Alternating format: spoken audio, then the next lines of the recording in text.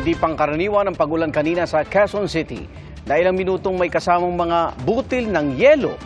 Sabay sa malakas na ulan, isang poste ng solar lamp ang tumama sa dalawang sasakyan. Isa ang sugatan. Saksi si Mark Salazar.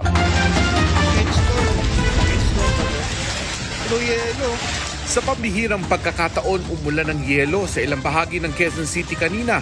Ang lamig, grabe.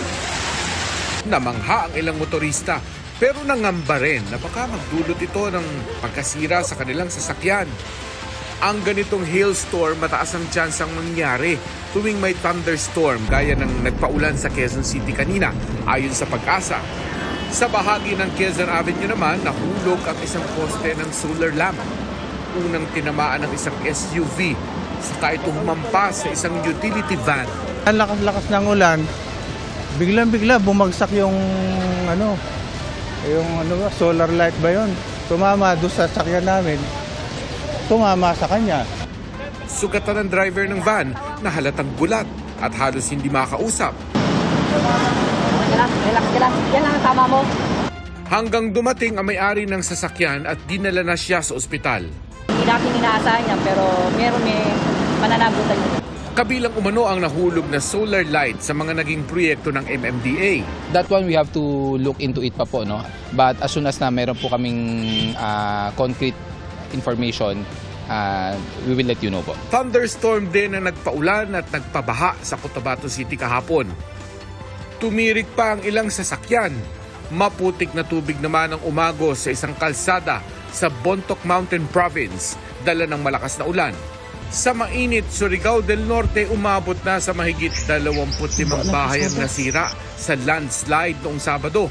Apektado ang mahigit 700 residente. Karamihan sa kanila tumutuloy muna sa mga evacuation center.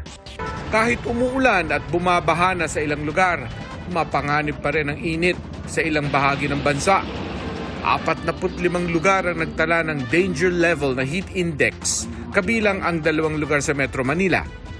50 degrees Celsius ang pinakamataas na damang init na naitala sa Dagupan City.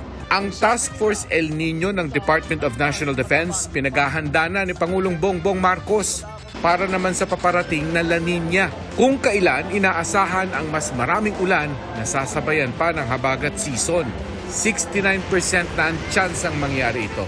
Base po dun sa nakikita natin, ito po yung tinatawag na more than 50% than their climatological probability. Ibig sabihin, historically kung nakikita natin na nagaganap or posibleng ma-develop itong La Nina during July, August, September ay mas mataas dun sa usual niyang nangyayari o nagaganap itong La Nina. Bilang paghahanda sa tag-ulan, 40 drainage laterals o daluyan ang isinasailalim sa declogging at desilting operations sa buong Metro Manila. Sa Fugoso Street sa Maynila, nilulusong ng MMDA Flood Control Unit ang stormwater sewer para magtanggal ng bara.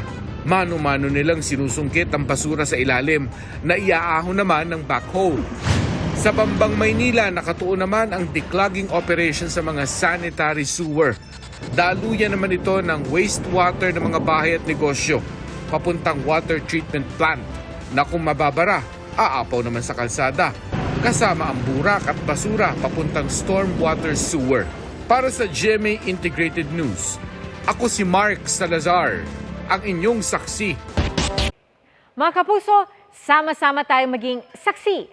Mag-subscribe sa GMA Integrated News sa YouTube at para sa mga kapuso abroad, samahan niyo kami sa GMA Pinoy TV at sa www.gmanews.tv.